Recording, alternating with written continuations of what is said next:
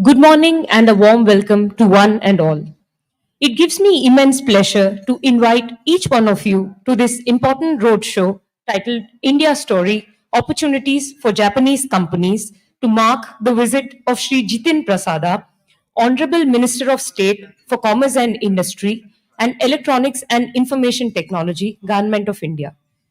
Before we commence the roadshow, I would like to kindly invite the following dignitaries to their place on the stage.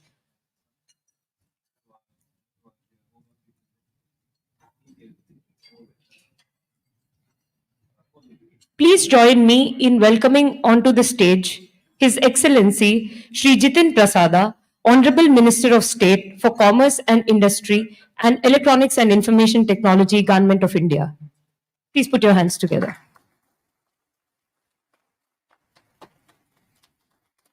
His Excellency Sri C.B. George, Ambassador of India in Japan.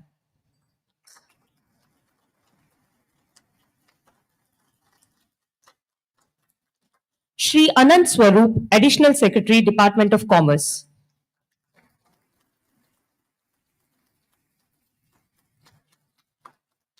Mr. Kazuya Nakajo, Executive Vice President, JETRO.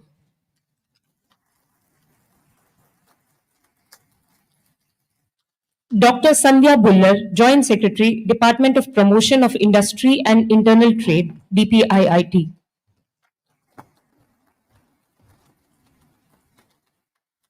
Shri Shailesh Shetty, Chief Operating Officer, Kirloskar Systems Limited.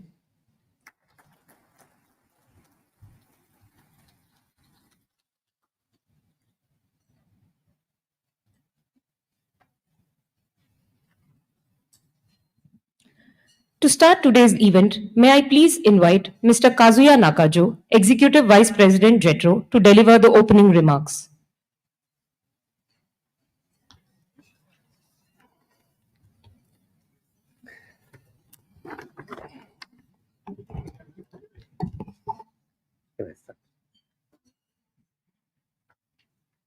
Can I start? Okay. Honorable Shri Jiten Prasada, Minister of State for Commerce and Industry, Government of India.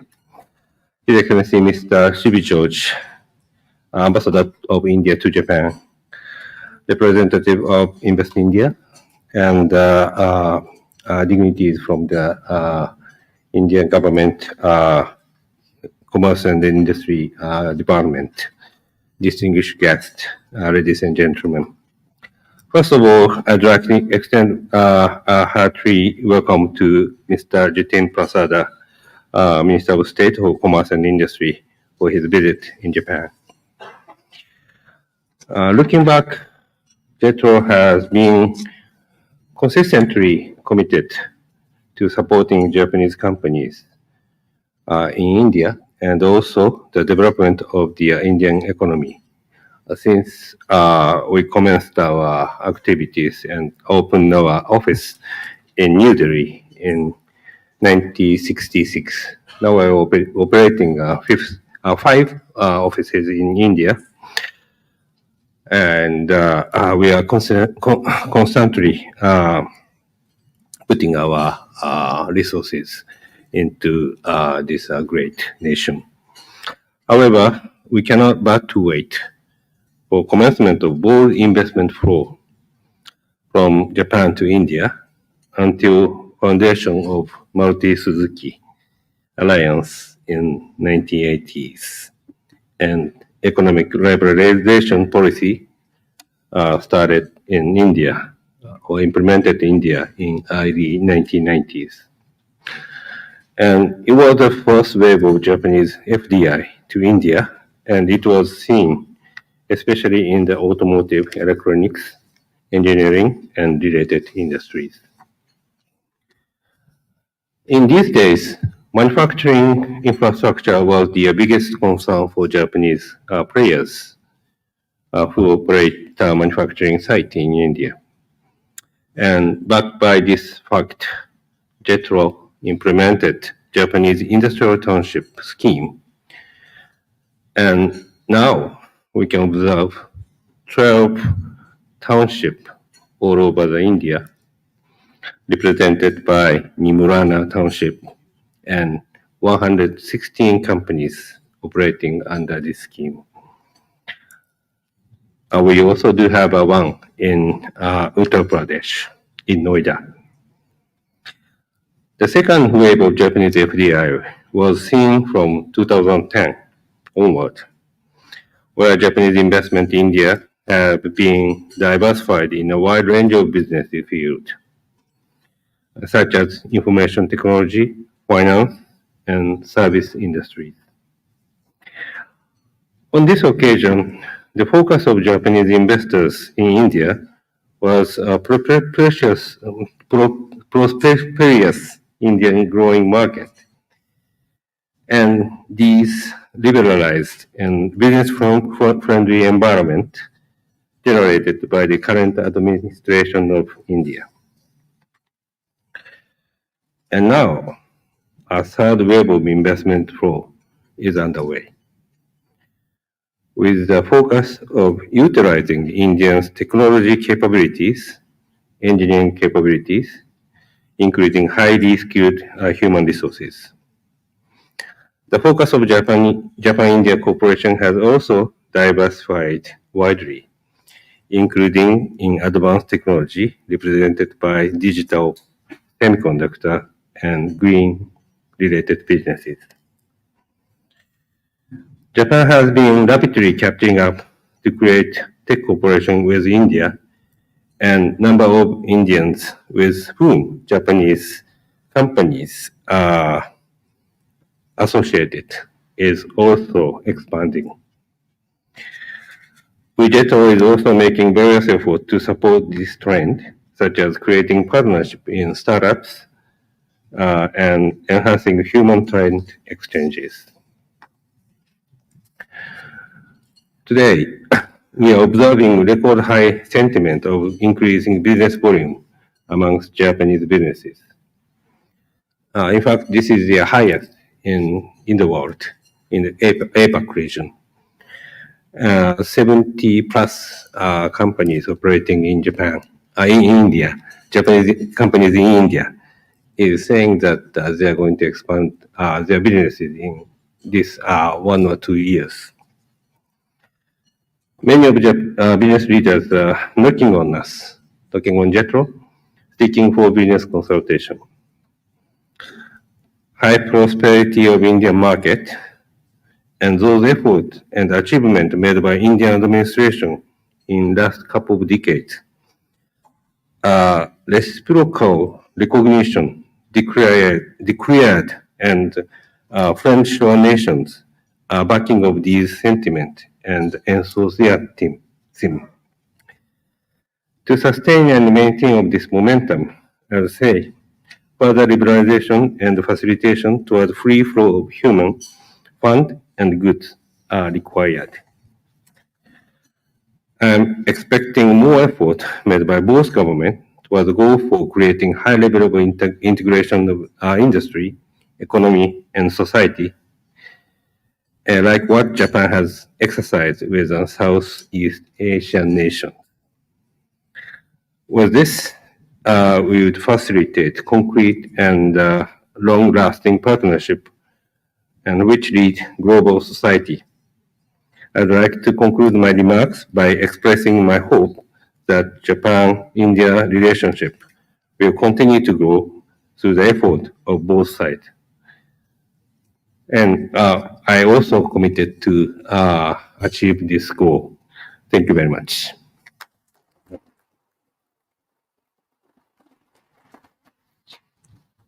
Thank you very much. Next, may I please request Dr. Sandhya Bullar, Joint Secretary DPIIT, to make a presentation on the topic The New India Maximizing Opportunities.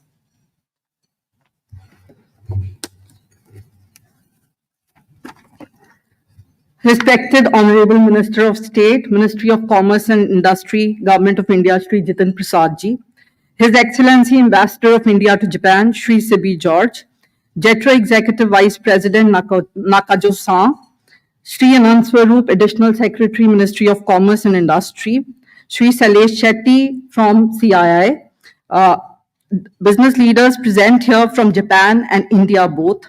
Ladies and gentlemen, very good morning. Next slide, please. Let me begin by addressing catch the opportunities that India offers now. If you miss the bus now, you will miss many opportunities later on. Why I am saying this, it is not bereft of a fact. We are based on strong fundamentals. Our macroeconomic stability is for the world to see. Our current real GDP growth rate is 8.2%, and with the vision that our Honorable Prime Minister has taken till 2047 to be a developed economy, that is the reason that we are so confident about of catching investments in India and taking it to bigger level to fulfill the aspirations of our people. 65% of our population is under 35 years of age. So that's the biggest thing, and that's our biggest asset. The average real income of the citizens has increased by 50% in the last decade. The middle class in India is increasing. So we have increased demand and increased market that helps great opportunities for businesses within India and abroad. FDIs, India has always been one of the countries who's catching FDIs globally at the highest levels, is one of the topmost countries who's catching this FDI. Manufacturing sector is growing by 9.9% annually every year. Next slide, please. Amrit Kal is Honorable Prime Minister's Vision 2047 for New India. It includes that India aims for 35 trillion US dollars economy with a growth rate of 7.6% over the next 25 years, per capita income to grow by 9 times to 22,000 US dollars annually, and contribution of industrial sector to GDP rising from 17% to 25%. India aims to have industries so that it can act as an essential link in the global value chain. The entire thing started with the concept of Atmanirbhar Bharat, self-dependent India, where we invite the industries not only for making in India, but make for the world. We started with production-linked incentive schemes for 14 key sectors. I'm happy to inform that 26 Japanese industries have already taken benefit of these production-linked incentive scheme. The aim was to bring economies of size and scale apart from the export potential of these industries and to make globally competitive champions in these industries in India. Key achievements till date are: we've got additional investment to the tune of $14.2 billion, additional production to the tune of $117 billion, all in a time of 3.5 years, and direct and indirect employment of 0.8 million has been generated from these. Next slide, please.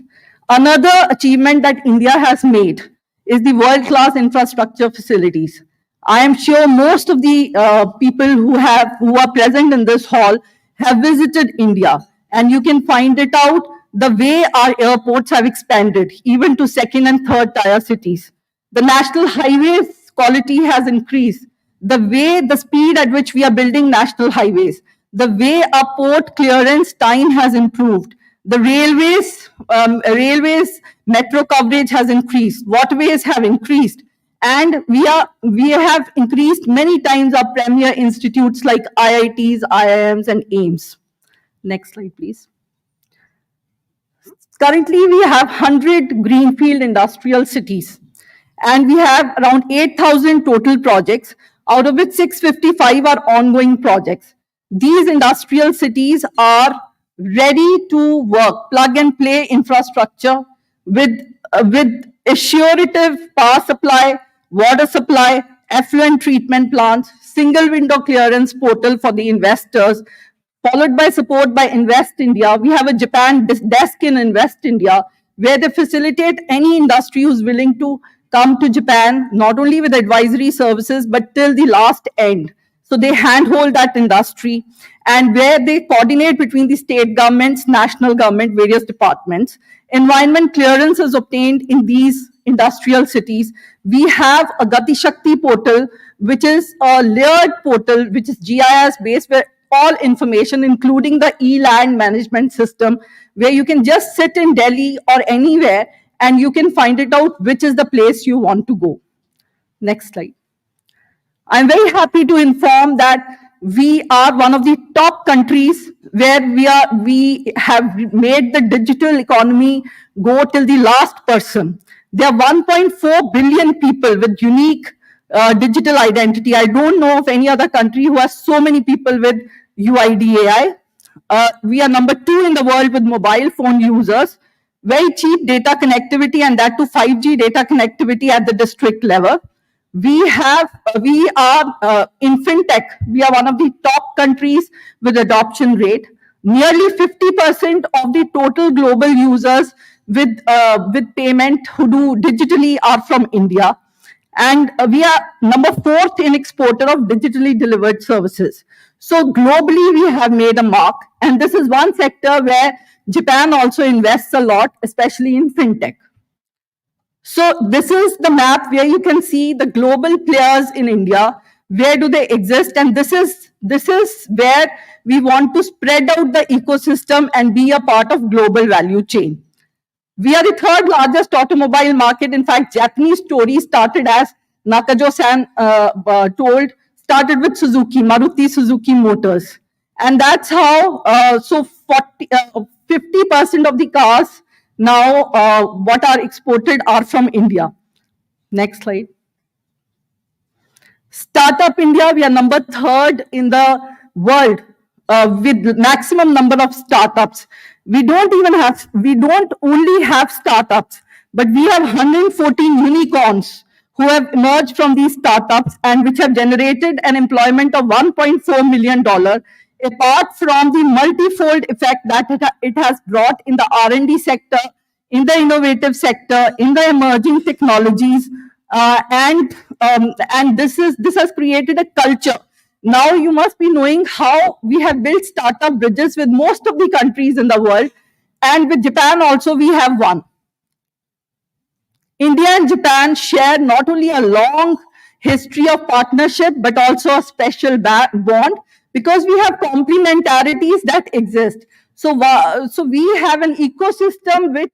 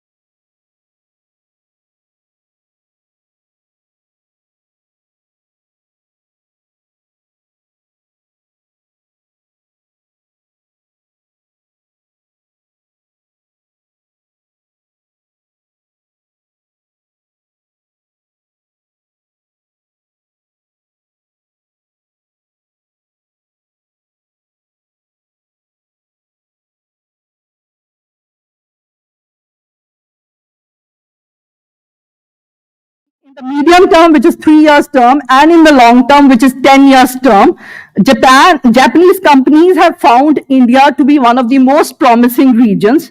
number one in automobile, number one in chemical, and number one in electrical. So it is not that we are talking.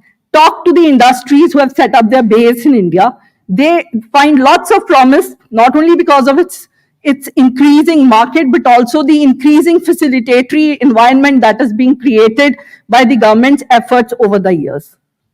Next slide, please. Invest India is one stop portal which facilitates. So we have a Japan desk there, and any company, even afterwards, should contact Invest India. We'll share the details of the Invest India with the embassy and even on the portal here, and we'll help you facilitate. Next slide. Thank you so much, and thank you for this gathering.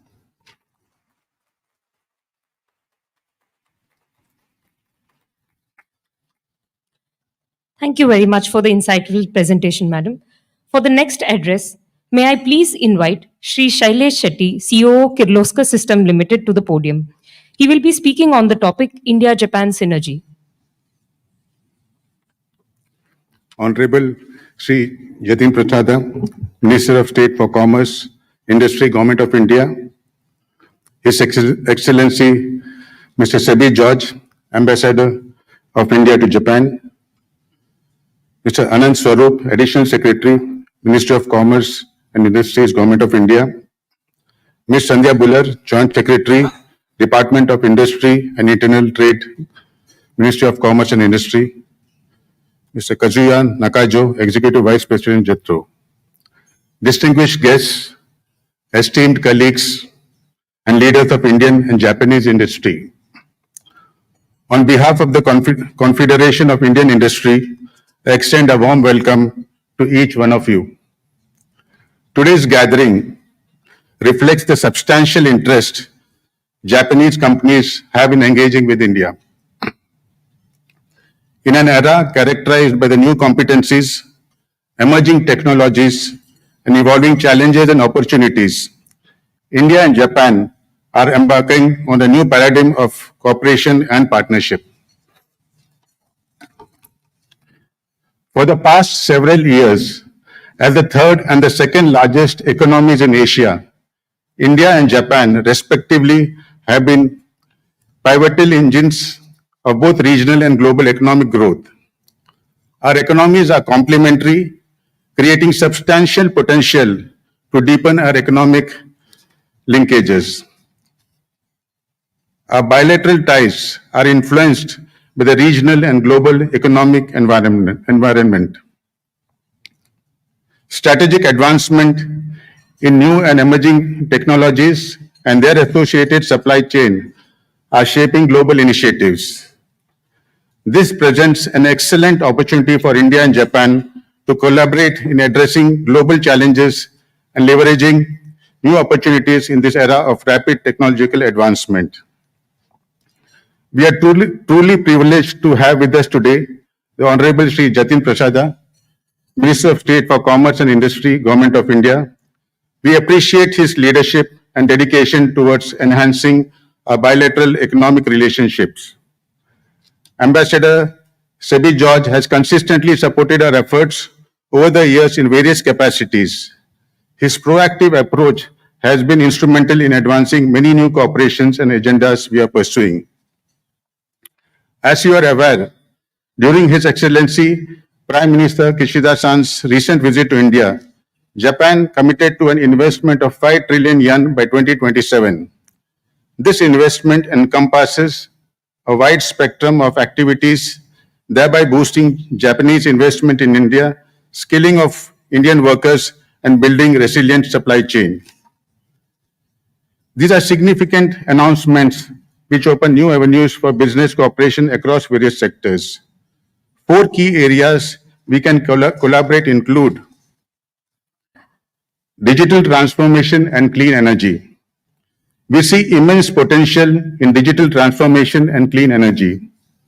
Both countries can work together on advancing technologies and practices that drive digital innovation and promote sustainable energy solutions. Second is technology and advanced manufacturing. India's robust and diversified manufacturing sector projected to reach 1 trillion USD by 2025, combined with Japan's technology prowess provides a powerful foundation to economic success. Third is automotive and infrastructure. The automotive and the infrastructure sector present significant opportunities. Collaborative efforts can focus on innovative vehicle and design, manufacturing, and infrastructure development. Fourth is on food processing and other sectors. We can also explore collaborations in food processing and other industries, thereby leveraging each country's strength to enhance productivity and market access. We believe that these are some of the key areas where a partnership can shape global industry. To translate this vision into action, let's explore specific strategic areas for partnership. There are broadly 5 areas where we can make significant strides together. First, co-creation of cutting-edge technologies. Japanese leadership in innovation and R&D can align with India's transition to Industry 5.0. Japanese companies are encouraged to invest in areas such as artificial intelligence, 3D manufacturing, and robotics. Additionally, India's growing strength in Global Capability Center for multinational companies is also a growing opportunity for Japanese firms to leverage this trend. India and Japan can collaborate in the adoption and development of advanced manufacturing technologies. With Indian landscape of skilled technicians and competitive inputs, it can be a huge opportunity as investment destination for Japanese companies. Second is supply chain and global value chain. Japan's central role in global supply chain is crucial. As India becomes a more integral part of Japanese-led global value chain, it will enhance the quality of Japanese FDI and raise technology level for competitiveness beyond the Indian market. We should also explore the joint efforts in critical technologies as part of reaching the 5 trillion Japanese investment goal by 2027. Third is digital health initiative. Given the global focus on health challenges, collaboration in digital health is essential. Opportunities include investment in medical devices with a market projected to reach 50 billion by 2030, covering areas such as electronic equipments, disposables, surgical equipments, and diagnostics. Second, India can be a destination for R&D and innovative molecules. It is emerging as the R&D outsourcing hub and can attract more contract manufacturing. Third, India has the highest number of US FDA approved facilities outside the US. And with a 20% share in generics, it can be a source for Japanese drug production at low cost. Fourth is green technologies.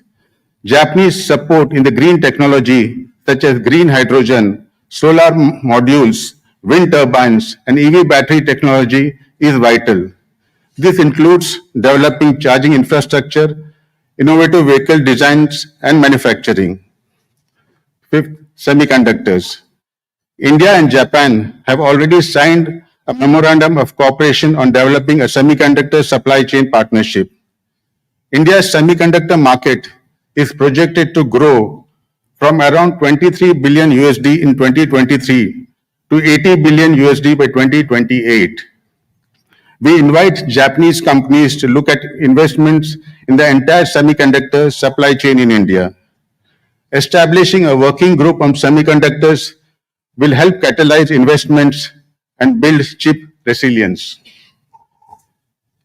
India's expertise in cost-effective manufacturing and Japan's industrial prowess can form a solid foundation for collaboration, joint ventures, technology transfers, and knowledge exchange in the sectors such as automotive, aerospace, electronics, and machinery can lead to increased competitiveness and market access for both the countries. Recent reforms in India aimed at improving the ease of doing business and fostering innovation further enhance its appeal for Japanese investments. Japan's 5 trillion investment target adds momentum to this evolving economic partnership, marking a new phase in our collaboration. Despite global uncertainties, India has emerged as a bright spot, a standout performer with a growth rate exceeding 7% post-COVID, a trend expected to continue for decades. The transformative changes over the past decades has positioned India as a key global economic player. India's commitment to simplifying business operations, to promote ease of living, to ensure Make in India initiative, accelerating infrastructure development and fostering inclusive growth is reshaping the economic landscape. The synergy between India's demographic dividend and Japan's capital and technology is pivotal to unlocking the full potential of a partnership. The transformative collaboration between India and Japan has significantly expanded the scope of our bilateral relationship. India-Japan partnership holds tremendous potential. By working together through open dialogues and focusing on specific collaborative areas, we can unlock a new era of economic growth, prosperity for both our nations. Thank you for your attention, and I look forward to the fruitful discussion and collaboration that will arise from this gathering. Dhanyavad. Arigato gozaimasu.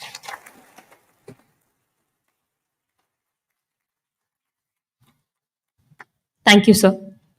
For the special address of this roadshow, please join me in welcoming His Excellency C.B. George, Ambassador of India in Japan, to the podium.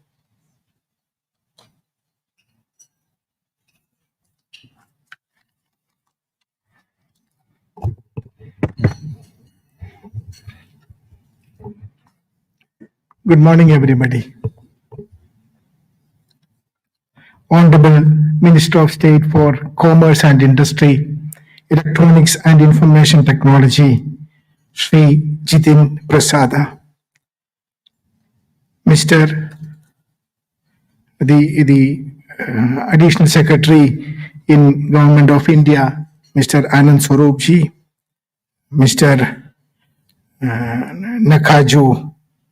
Nakajo Kazuya, Executive Vice President of JETRO, Joint Secretary from Ministry of Commerce, Madam, our representative from CII, and also representing Kirloskar, distinguished guests, distinguished representatives from the Japanese industry, honorable members of the delegation, and friends of India. A very good morning and warm welcome to you all. I'm very happy to see that we have so much of a gathering today when the gathering representing industry, Japanese industry, has come together in large numbers to listen to Honorable Minister. Honorable Minister is visiting Japan as the Commerce and Industry Minister of State and IT and MeitY Minister for the first time. He has been to Japan a few times in the past, but in this capacity as the Minister in charge of Commerce, he is coming here for the first time. On behalf of everyone present here, I welcome Honorable Minister to this gathering and also to Japan.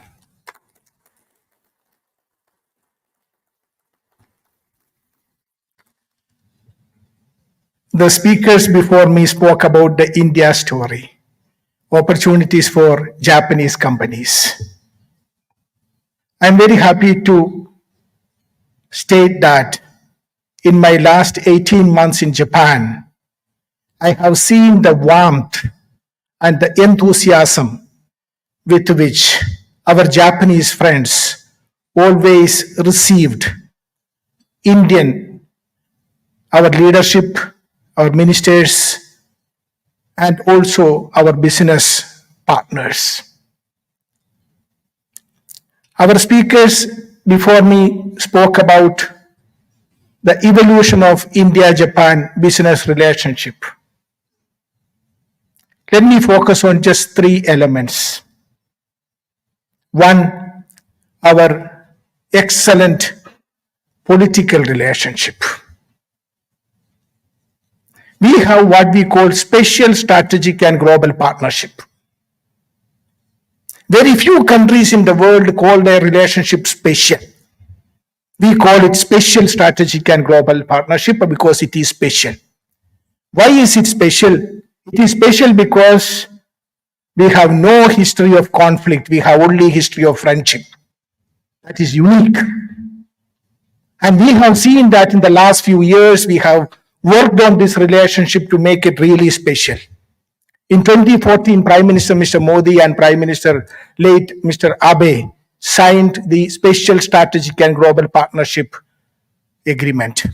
And this year we are celebrating the 10th anniversary of that partnership. Our relationship has evolved. You go to any part of Japan, you see a momentum for India. A momentum for India-Japan relationship. I have experienced it. In my last 18 months, I visited all the 47 prefectures. I could see that warmth. When India sent its Chandrayaan mission, the moon mission, to moon, it was welcomed by everyone in Japan. That was one day. India was the table topic in every household in Japan.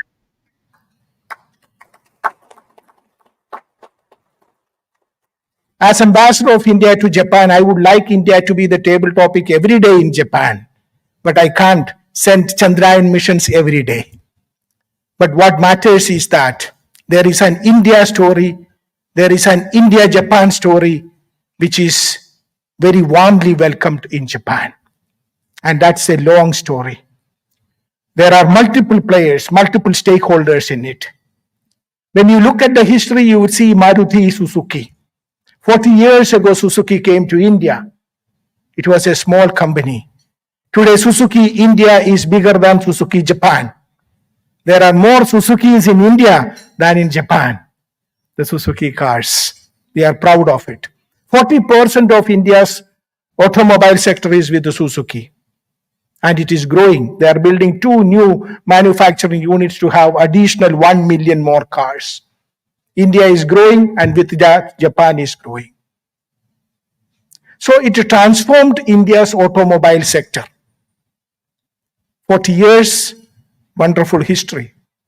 And then comes almost 20 years ago, the first metro came to India, Delhi Metro. Day before yesterday, the foreign minister of Japan was in India for the 2+2 meeting. When she got some time, she went on to the metro. She traveled it. There is a Japan-India connect in the mass mobility system what we have.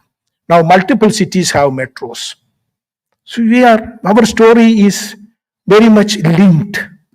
And now we are working on one of the most important things, the Shinkansen, the bullet train. So India's economic progress, India's economic transformation, Japan has been a player.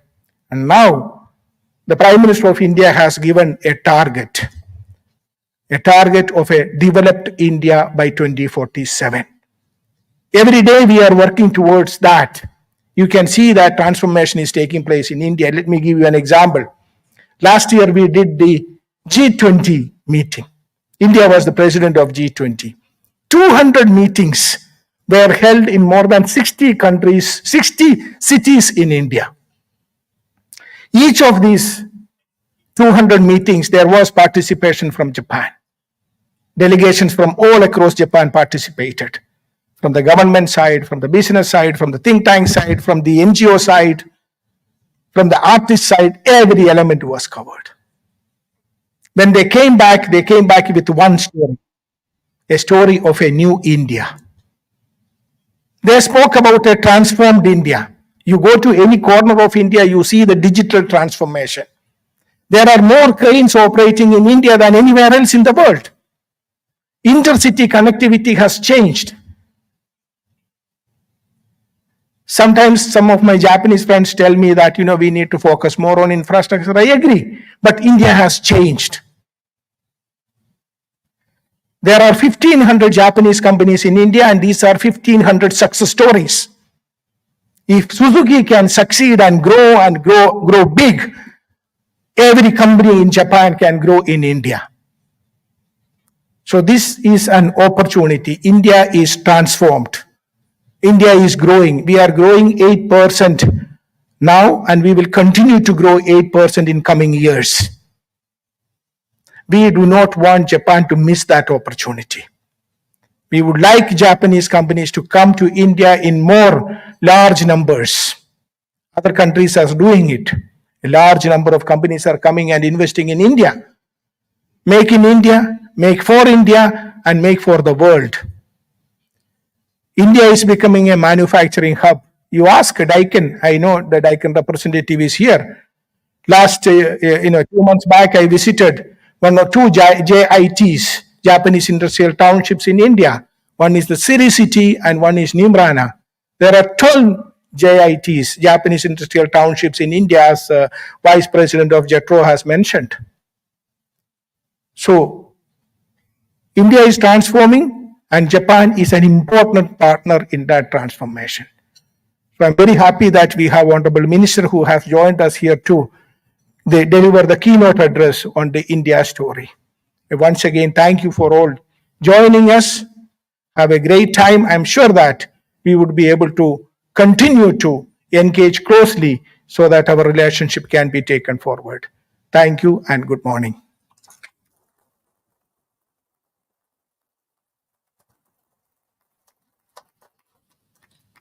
Thank you, sir, for your valuable and thoughtful address. Next, I'm honored to invite our distinguished speaker for today's keynote address. Please join your hands together in welcoming His Excellency Shri Jitin Prasada, Honorable Minister of State for Commerce and Industry and Electronics and Information Technology, Government of India.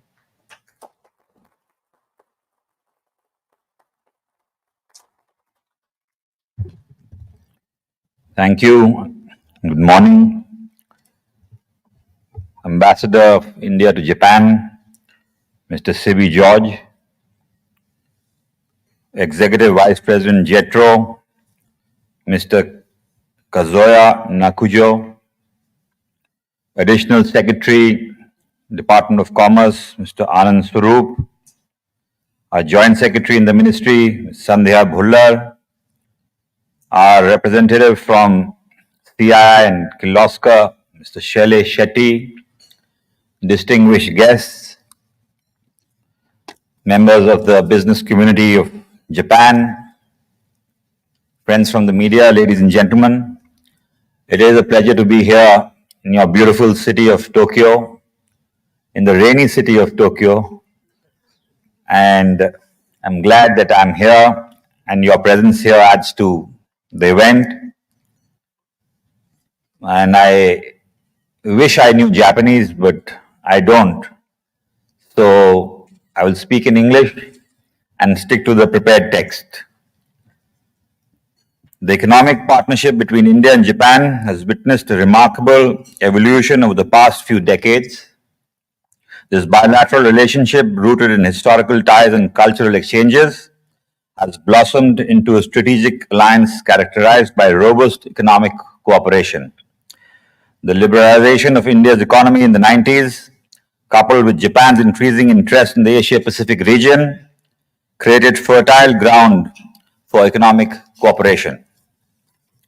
One of the brightest examples of this, as the ambassador has just mentioned, Suzuki Motor Corp, which has led the growth of automobile sector in India.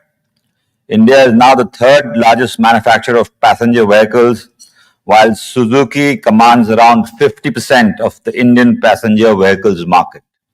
More than what it does in Japan, I just came to know.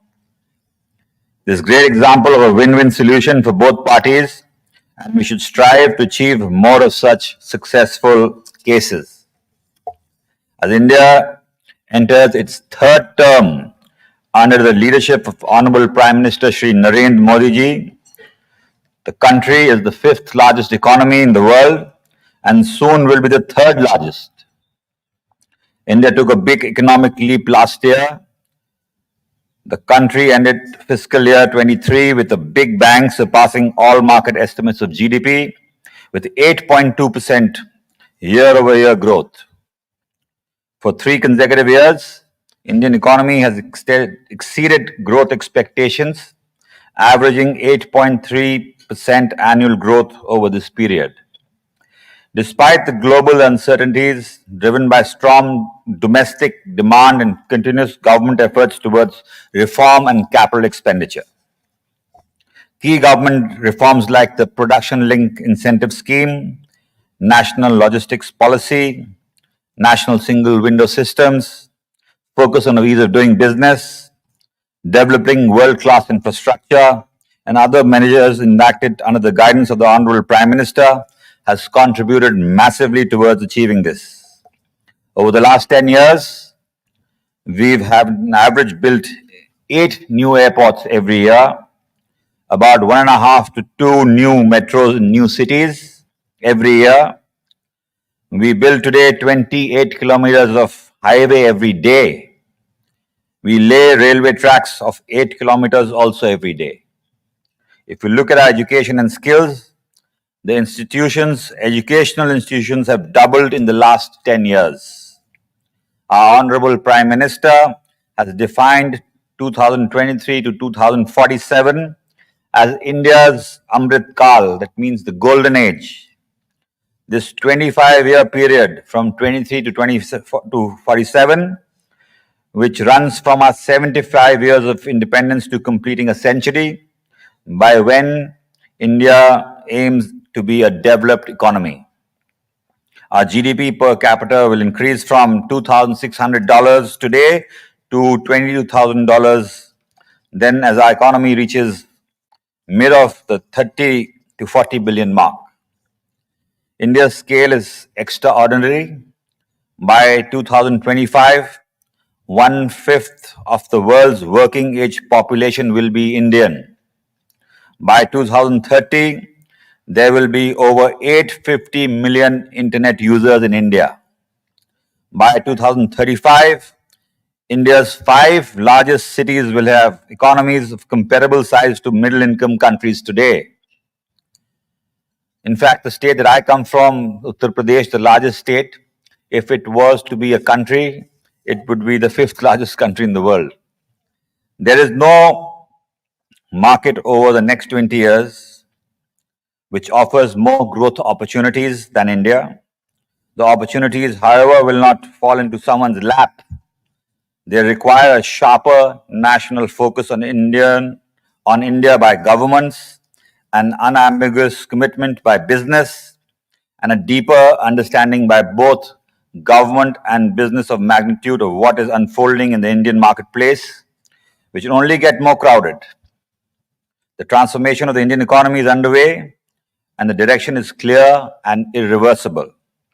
To realize the opportunities this opens up, countries need to make a strategic investment in India, which is backed up with ambitious, long-term, and multi-dimensional strategy. Japanese companies have a unique opportunity here. Japan's expertise in precision manufacturing and high-quality production can perfectly align with India's PLI, the Production Linked Incentive Initiatives. Utilizing this scheme, Japanese companies can manufacture in India for India and the world. I would also like to mention that small and medium enterprises play an important role in Japan's economy. We would like to invite the Japanese mid-sized companies and big companies to come to India. Another area of immense potential in semiconductors has been just mentioned by the Vice President of JETRO.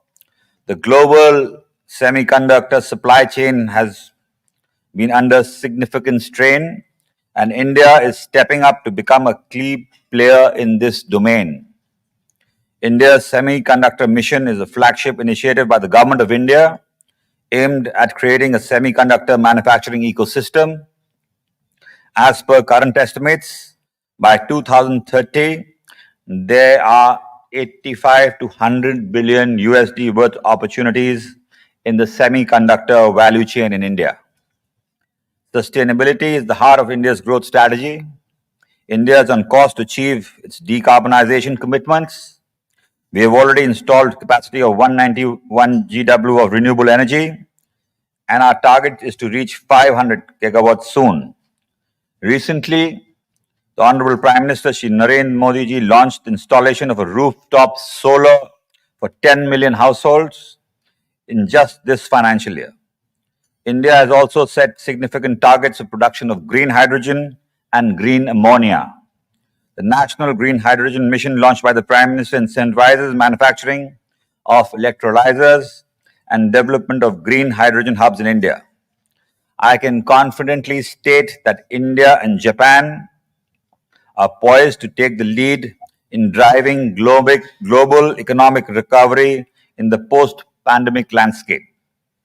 The strength and closeness of our cooperation will play a pivotal role in establishing a unified global agenda for the 21st century and fulfilling the visionary concept of Make in India and Make for the World. As we embrace Make in India, we are not just manufacturing products, we are crafting a future of shared prosperity where innovation meets global needs. As we look to the future, we must explore new areas of cooperation, particularly in advanced manufacturing, robotics, artificial intelligence, and sustainable technologies. Several major companies in Japan and abroad have already set up their global capability centers in India, where they are undertaking cutting-edge research in product development and innovation. 1,600 global capability centers across India generate exports for more than 100 billion every year. Ladies and gentlemen, as I conclude, I want to emphasize the partnership between India and Japan is more than just an economic relationship. It is a partnership of shared values, mutual respect, and common vision for the future. The Government of India is committed to supporting Japanese companies and investors at every step through improving the ease of doing business further. Together, we achieve the ambitious goal set for this Amrit Kal, the golden age, and create a legacy of prosperity, innovation, sustainability for the future. And with that, I conclude. And I once again thank you all for taking our time for being here. I know how busy lives and businesses are in Japan. I assure you the full support of the Government of India and especially the Department of Commerce and Trade in the responsibility that I hold. I welcome you all in India. I hope to see you sometimes there in New Delhi, whenever you do visit. And I assure you the full support, cooperation, and as you have just heard, all our speakers, India is transforming under the leadership of our Prime Minister. Processes have been changed, taxations have been reformed, our infrastructure is growing. We have great business initiatives, single window systems, transparency, infrastructure investments, and I look forward for your participation, investment, contribution in the India growth story. And together, I assure you, the Indo-Japan friendship, which has been there for ages, will continue to strengthen further. And together, we will take this forward in the interest of the people of both our countries. Thank you.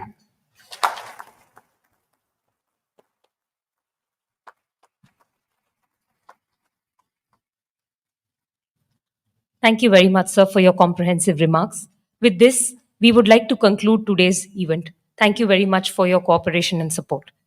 We request all the guests to kindly make way for the dignitaries to leave the hall for their next engagement. Thank you.